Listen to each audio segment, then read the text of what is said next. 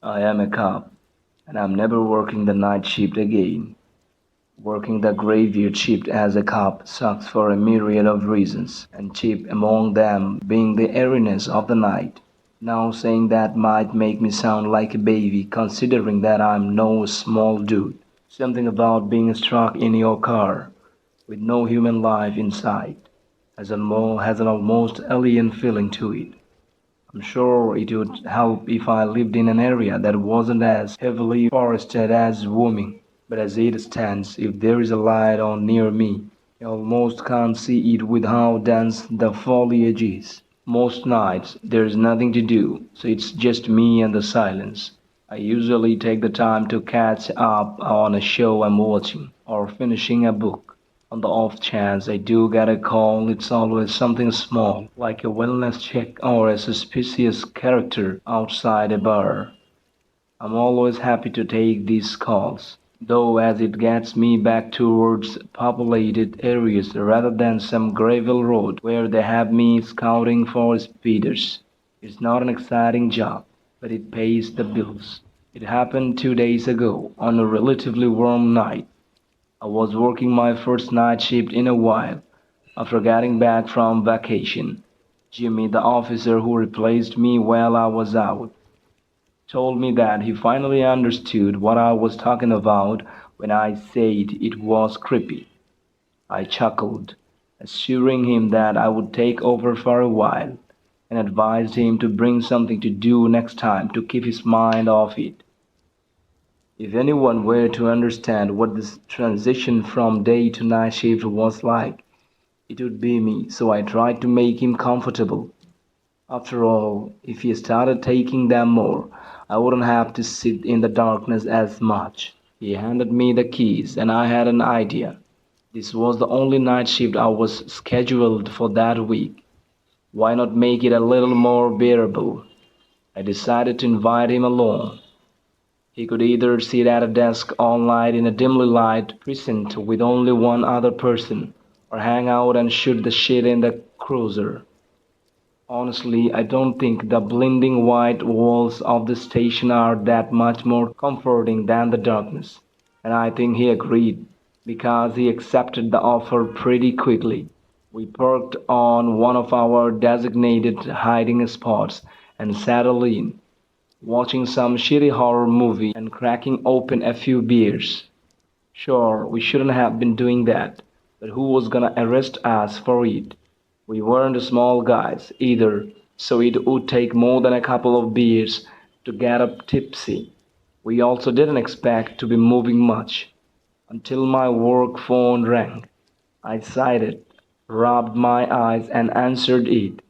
It was already 3 a.m., so at least we'd made it halfway through the ship before something happened. I immediately heard giggling on the other end. I said hello a few times and was about to hang up when I heard a voice on the other end of the line. It was Brian, the only other officer on duty that night, and he was in charge of managing the station's phone. Usually he was as monotone as a depressed robot, so to hear him laugh was already weird. Hey Tom, how's it going? I can't complain. Just living the high life with Jimmy here. What's up? You're not gonna believe this shit. I got an emergency call from the old MK factory on McHaven Road. How? That place doesn't have any power or phones even. That's why I'm laughing my ass off. The person who called said that they broke into the place to try and steal equipment, and now they're somehow stuck inside.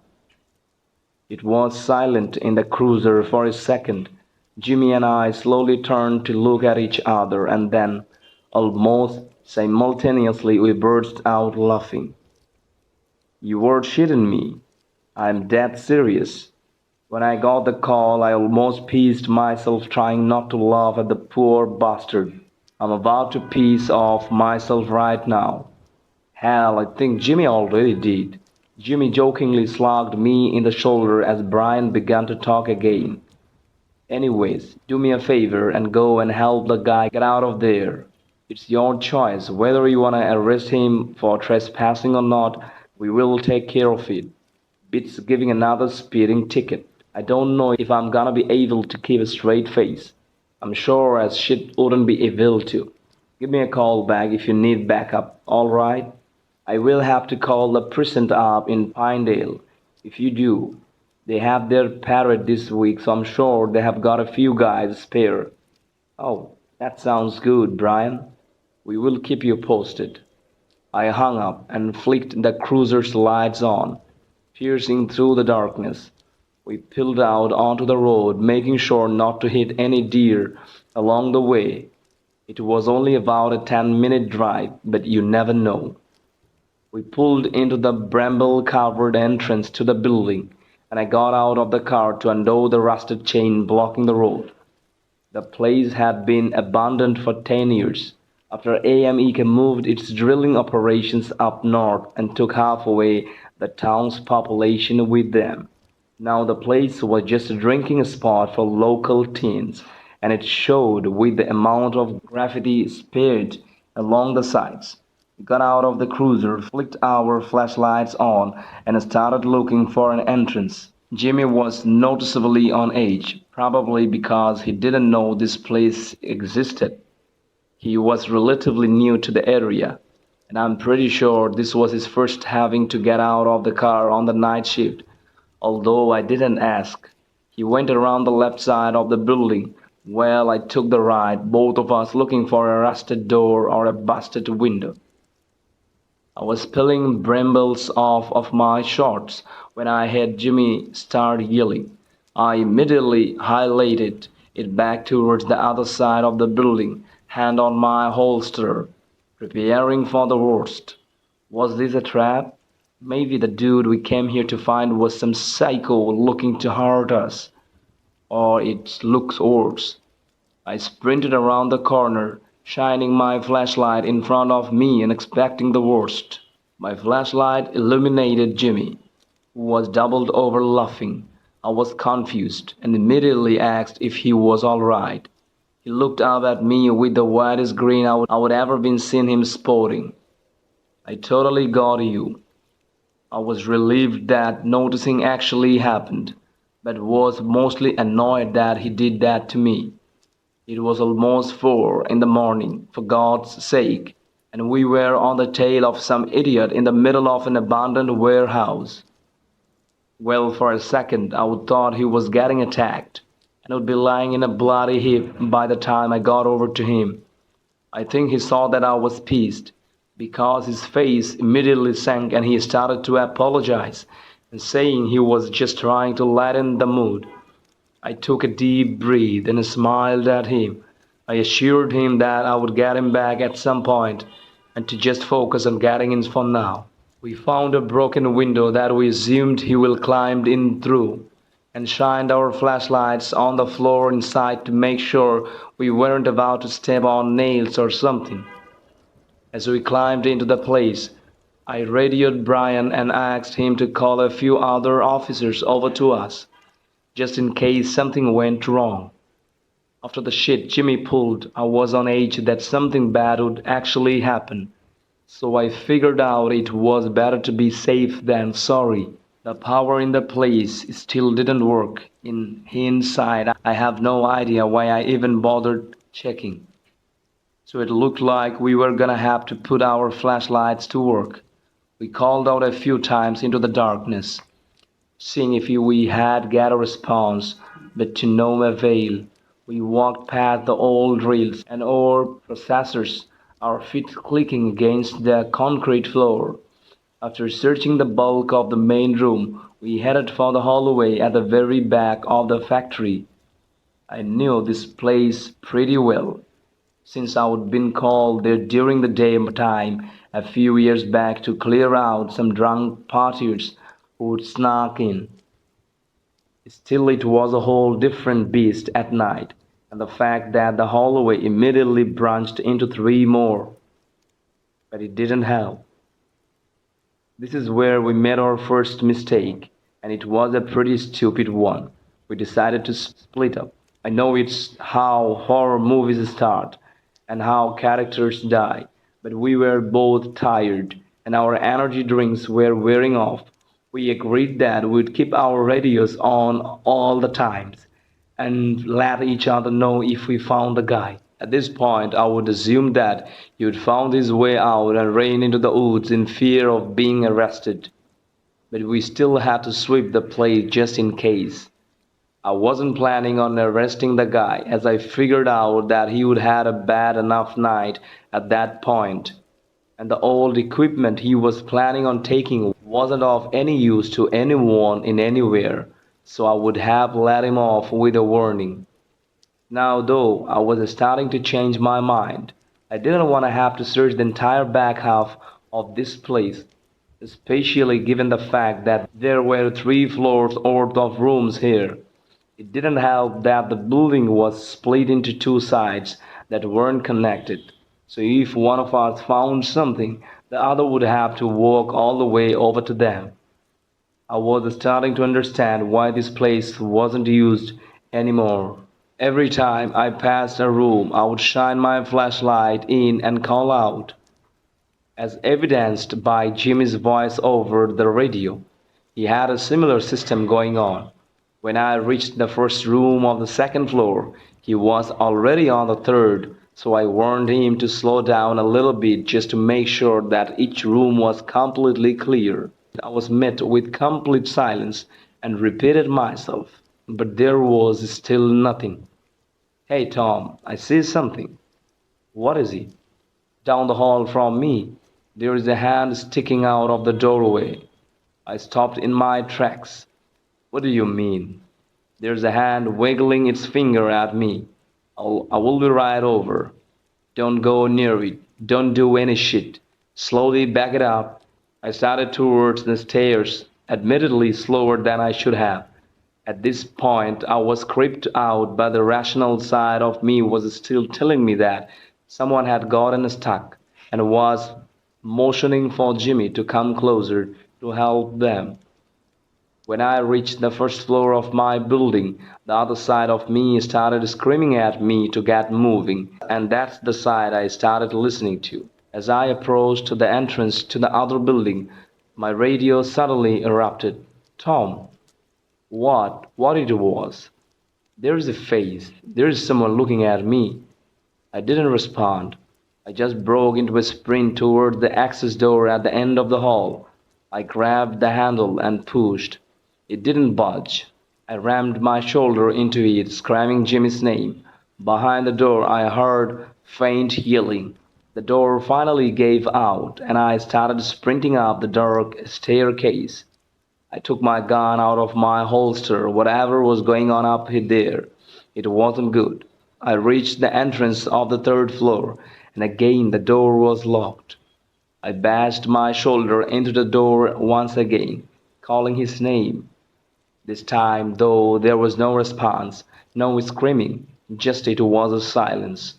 I drew my pistol and unloaded almost the entire clip into the lock. The door still didn't budge. Something had to be blocking it from the other side. I slammed against the door so hard that things started flying off my belt. First my knife, then my taser, and then my flashlight.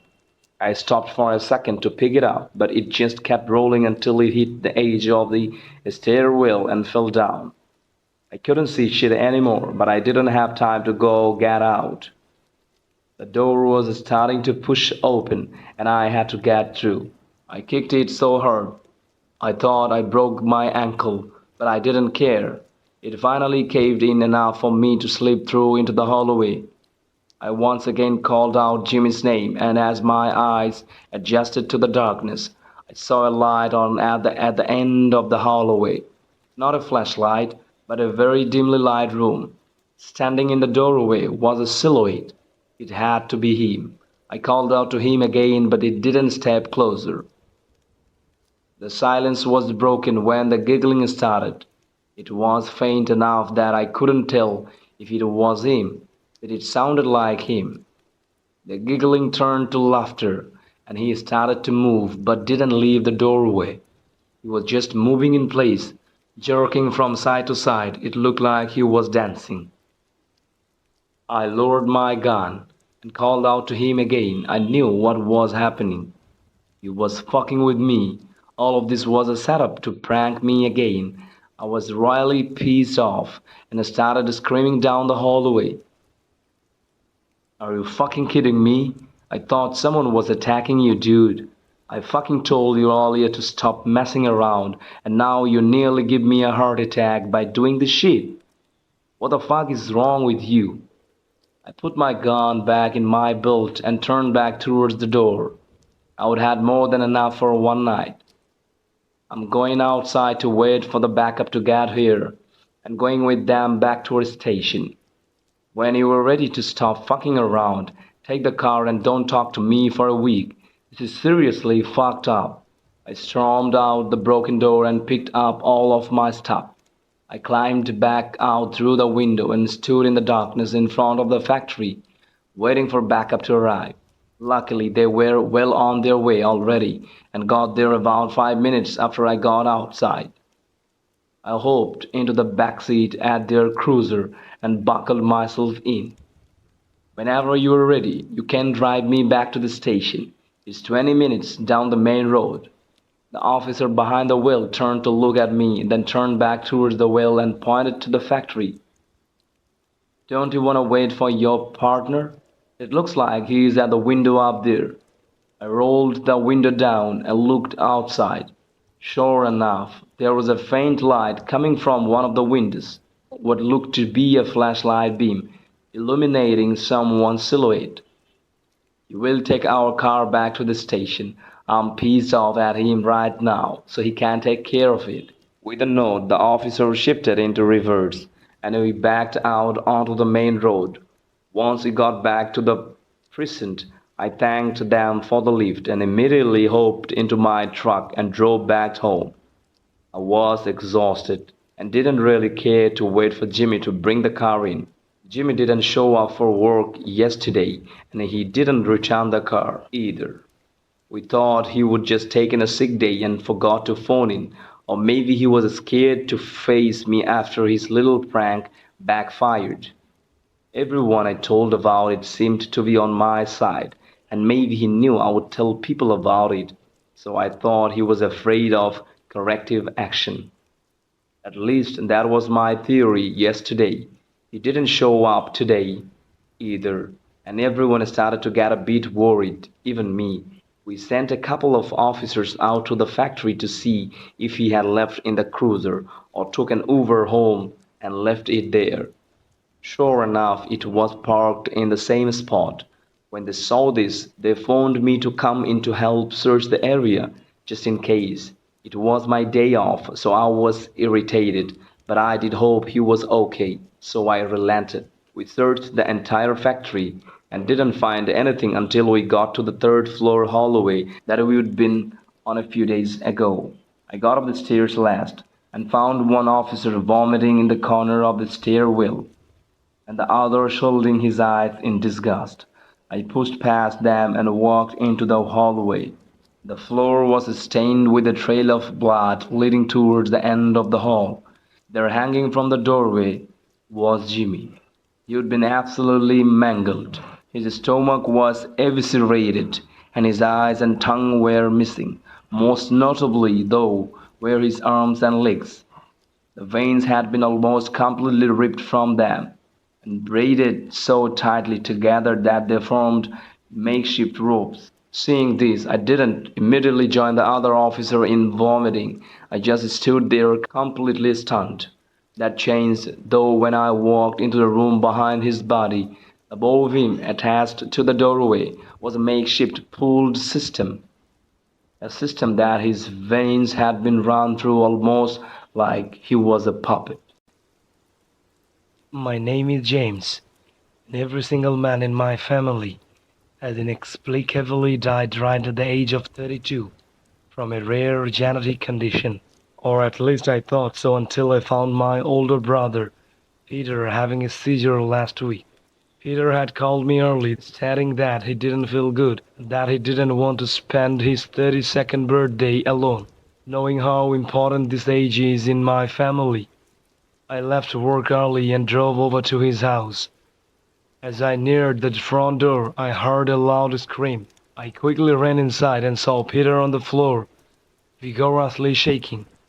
I quickly put a pillow under his head and went to call 911. However, right before I dialed, I heard a faint voice behind me. "Don't call that man. I'm fine," Peter said. "What the fuck are you talking about, man?" I said as I ran to his side. "I need to call ambulance. You just had a fucking seizure." "It's fine, dude. I have had a couple this week. I usually feel better after some rest," Peter said as he smiled up at me. "Fine. But I'm calling mom," I said. With that, I helped Peter into bed and gave my mom a call. "Hello, James. How are you doing?" my mother asked. "Not so good. Peter had a seizure. Apparently he's been getting them all weeks," I said nervously. There was silence for a couple seconds before my mother spoke again with a cold and neutral tone. "James, I need to tell you about your father," you said sternly. "What?" I said as I physically recoiled as the abrupt change to discussion. "I don't remember much about my father, other than that his name was Patrick. I recently learned about my mother had Peter when she was 22 and my father was 25 due to a happy accident. At the time, they had attempted to make the most of the situation, and my father had been very involved for the first 2 years of Peter's life, going as far to try have another child. According to my mother, shortly after she found out she was pregnant with me, my father's mental health had begun to rapidly decline. It was on the 16th anniversary of his father's passing. My mother said over the crackling on her phone, "Patrick, your father had gone to visit his mother as he did every anniversary. Usually he would be there for a couple hours, but this time he had been at his mother's place all day and night." I was about to call him when he stormed back into the house. "What does this have to do with Peter?" I asked impatiently as I paced back and forth. "Peter just had a seizure. This isn't the time to talk about that." He said that he needed to go to the hospital and get a vasectomy right away, and that I had to get an abortion, my mother said, clearly shocked her. "Jesus Christ, he wanted to abort me?" I said as I slowly slid down the wall onto the floor. I was absolutely appalled and shocked when he asked me to do that. I told him I would never under any circumstances, my mother said as she began to breathe heavily, and that's when he had attempted to drag me to a force of miscarriage. I couldn't even speak. Even though I never met my father, I couldn't imagine someone doing such an unspeakable evil to someone that they loved and their unborn child. The silence lingered for a couple of seconds before my mother continued. "I called the police after the drugging and he had gotten 7 years in jail for attempted manslaughter charges. I didn't see him again until I had to testify at his trial. The whole time I was speaking, he wouldn't even look at me. It wasn't until his testimony that he confronted me directly." "What did he say?" I said as I held my hands up to my face. "He said that he loved me and your voice, but that he had made a serious mistake having you. He said it was his biggest regret." "How could he say he loved me if he regretted having me so much?" I yelled, slowly getting angry at this man whom I had clearly never met. "I thought the same thing until a couple years ago when your grandmother had unexpectedly came by." "What the fuck are you talking about?" I said as I jumped to my feet. "Do you regret having me too?" My mother didn't respond and continued speaking. She had stopped by around 10 p.m. with an accident-looking book with our last name on it. Before I could even ask her what an 88-year-old woman was doing up so late, she ushered me to the kitchen and sat me down. "What did she say?" I asked, utterly floored to the conversation I was having. "James, When I told you that your father had died from complications of a rare genetic disorder, I wasn't entirely telling you the truth. Mom, I asked before she cut me off. You need to listen. What is happening to your brother is the beginning of the process. Process? What the fuck are you going on about? I yelled. It starts roughly 6 months after you turn 31. Your first begin to rapidly build. I remembered in that moment poking fun at Peter for his rapidly receding hairlines during one of family poker games and how mad my mother had gotten. Soon after, your skin begins to flake off and became almost scaly. I remember Peter calling me complaining about how he had suddenly been dealing with bad asthma. After a couple months of this, you begin having night terrors, which led to insomnia. Mom, Peter's, Peter's been complaining about issues with sleep for the last couple of weeks. What the fuck is happening? I screamed. My fear only amplified when I heard the sound of breaking glass and screaming coming from the guest room where I had laid Peter down. I quickly dropped the phone and flung open the door to see Peter violently shaking on the ground surrounded by glass from a broken mirror.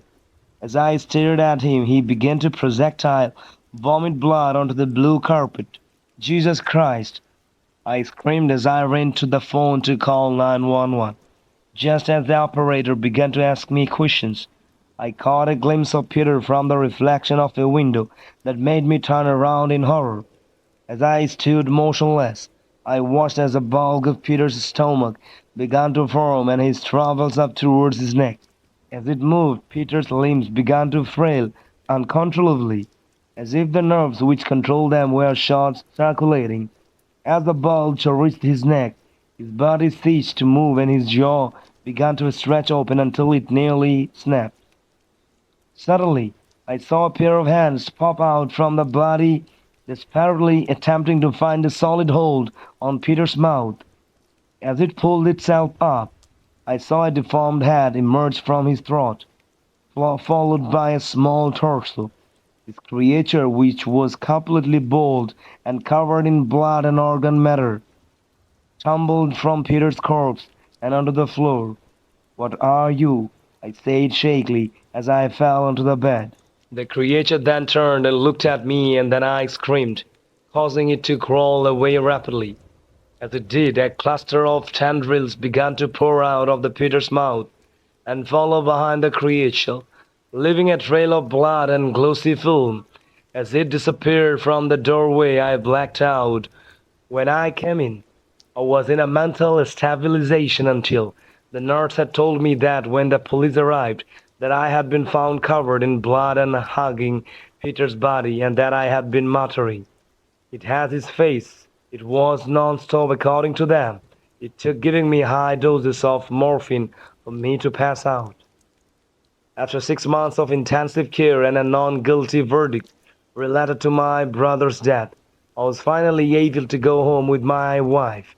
As we parked the car in our driveway, she turned and gave me a big hug. "I'm so glad you're home, baby. I know how awful this year has been, but I have an amazing birthday present for you." "What is it?" I asked, having forgot that my birthday had been a week prior.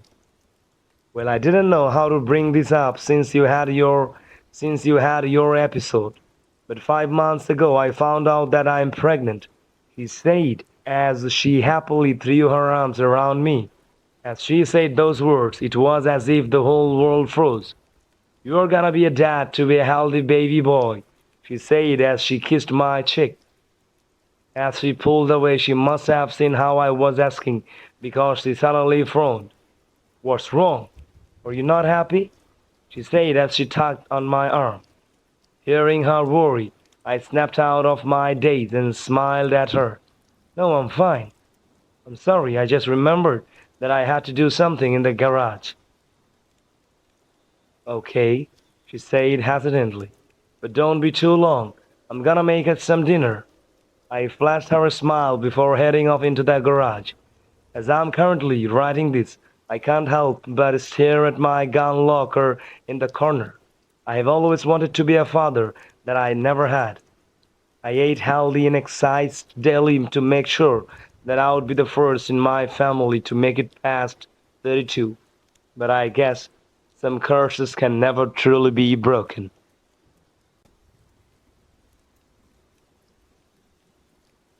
I took a janitor job at an old church. There's an old door nobody has opened. Considering how crappy everything pays right now, I was beyond hyped when I found an opening for a night janitor paying $40 an hour in the rural ass backwater swamp of Georgia. 40 fucking dollars an hour to clean a chart? My little agnostic heart was ready to pull out for an altar call once they finally hired me. Good God, I see why they pay that high now. It's an easy enough schedule too. I go in after church services or meetings, do some basic cleaning and dip out. Takes maybe 2 or 3 hours every night, and I do an afternoon clean on Sundays between my services. So Mondays, Wednesdays, and Fridays I do a couple of late nights and it's all good. They told me that they wanted a more through clean once a week. Whatever day I choose, so I just decided to make my Wednesday nights the long ones. For 40 bucks an hour, I'm not going to skimp either. I go over every goddamn inch of God's good house with a fine tooth comb. I'm in here flipping more tables than Jesus to make sure they're clean. It takes maybe 7 hours or so to go through everything, and it's the easiest money I have ever made. The place is old. From what they told me when I started, it's at least a couple of centuries.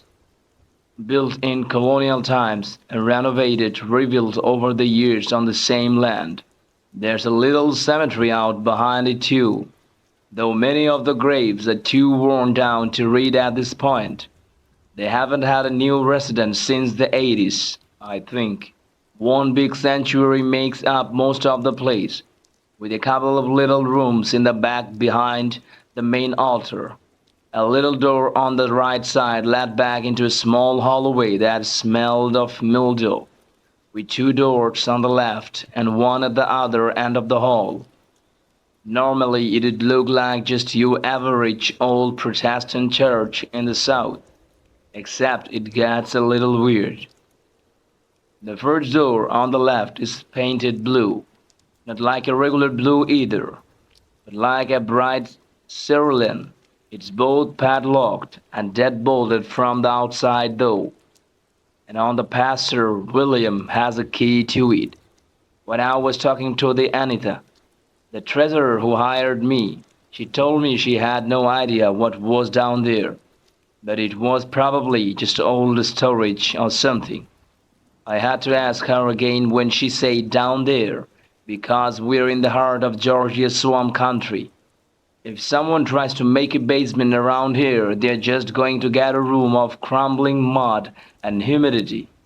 She assured me it was a cellar, though she only was told this by Pastor William. My first Monday night, clean went off without a problem. Went in and just ran a vacuum over the floor after a prayer group meeting. Tuesday was off, so I just stayed home and I played Shadow of the Adrity. Wednesday night after service, I went in around 8:30 to start my cleaning. The only person left there was William at this point. But even then, we only briefly passed each other as he was heading out. There was not much to say of the interaction though. We just explained pleasantries and he said he was off to get some shut-eye. We're just desperate to get into the church and out of the swarm heat. I got in, walked to the little supply closet in the back of the sanctuary and pulled out the vacuum. Wednesday night, service wasn't very crowded usually, just a few grandmas and a really devoted couple of middle-aged men with their thick study Bibles. So nothing was really dirty. I figured I could just milk the clock a little by dusting around and just fucking about in general. Might as well get some money while I'm here. vacuumed the sanctuary with no problem, and went to go get in the back hallway next.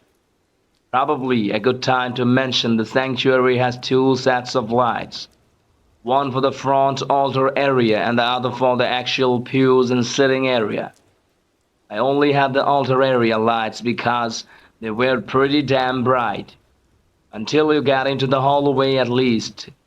Then you can barely see because the light only extends a few pews out. Headphones in, music going. I just kept doing my cleaning. Ran down the hall into the office next to the blue door and even got to the pastor's office while I was at it. I didn't really notice anything until I looked up and out the door from the end of the hallway. I could see straight down the beige hall, blue door glowing bright in the floor sand, into the sanctuary. I don't think I have ever felt goosebumps like I did when I looked down that hall. At least 7 or 8 people were sitting in the pews just out of the light's reach. They were all dressed in black, heads bowed so faces couldn't be seen. I had to squint to see them almost, but they were definitely in the first 2 rows outside of the light. I don't know if there was anything behind them. It was much darker, but I was already shook. I briefly closed my eyes and reopened them. They were still fucking there. And then there was a loud thump on the blue door, like something being thrown hard against it. There wasn't a sound of it falling down either. I took my attention from the sanctuary to the blue door for just seconds. That it was long enough for everyone in the sanctuary to suddenly vanish. Nothing was there when I looked back, with it looking just like I had left it, not a soul around. I kind of just shook it off as having like a late night heebie-jeebies moment. You know what? Except I finished up right there and started locking up. I have never really believed in any kind of supernatural. Was religious in my younger days, but had since really differented off. I have never really believed in any kind of a supernatural. Was religious in my younger days, but had since really drifted off. I have always liked horror stuff, but the idea of ghosts and shit in the real world. Please, then I realized I had to turn the lights off at the altar and leave through the main sanctuary door. I swear I'm not scared of the dark, but I would be lying if I said I wasn't creeped out a little. I turned off the lights, saw the moon shining through the stained glass, and immediately got a chill again. It's been nearly 100 degrees with full humidity the past few days, and it felt like I was being dunked in ice water. There wasn't even anything there. I looked around, but there was nothing. Pulled my phone out and turned on the flashlight, making a quick pace toward the front doors. I swear to whatever God you want to hold me to, that there was the sound of footsteps trotting along behind me. I swung the door open and practically dived through. Never felt so fucking good to feel swamp heat on my skin. Slammed the damn thing behind me and I started to walk to my car. Then I realized that I didn't lock it. I thought about just not going back, leaving it be until the next person got there on Friday for a prayer group. Then I realized the money I would lose if I didn't do something right and lost this job. Look, rent is fucking high right now, and I've gotta pay bills. So despite everything in me telling me to get the hell out, I turned around to go lock the door. The keys were in my hands, jingling like wine chimps because I was shaking so damn hard. I finally got the key and started to turn it when sound started reverberating from the sanctuary, a chorus with an organ swelling to a crescendo. I turned the key and yanked it out at the same time, and almost taking that doorknob with me and ran the hell out of there. I could still hear it in my car when I started it and whipped out of the little dirt parking lot. Pretty sure I hit the ditch on the way out too, but I'm sure as shit wasn't just going to stop. It wasn't until a few minutes into my drive that my hand finally loosened on the steering on the steering wheel and I realized what they were singing. I remember it from going to an old Baptist church with my grandma. They only did old hymnals and refused to use anything but a piano, but I remember the damn words. Nothing can for sin atone, nothing but the blood of Jesus. I asked Anita about it on Friday night when I went in. Made sure I was out by nightfall this time, though. She said that she'd always thought there were angels around this place, keeping watch over the flock. Don't know how angelic that sounds, but I guess she hasn't been here alone after the dark. When I told Pastor William about the thumb coming from behind the blue door, he had the briefest flicker of something on his face. Then it was right back into smiling preacher mood, like fucking baby Billy. Told me there was a problem with possums digging into the basement and not finding their way out. Well, I don't know what that. Well, I don't know that I really believe him. That sounded bigger than any possum I have ever seen, even the one that gets into my garbage every night. I started calling round Ronald. No way a possum was going to get that fierce with the door. And finally, they cancelled servicing Sunday, so I was really off. Going back in tonight after the prayer meetings and doing a little cleaning. So I will update if there's anything that happens. I want to do the chalk it up to just being in a strange place at night, but there was no way those chills were based on nothing. The shit keeps up, I might start praying while I was not there.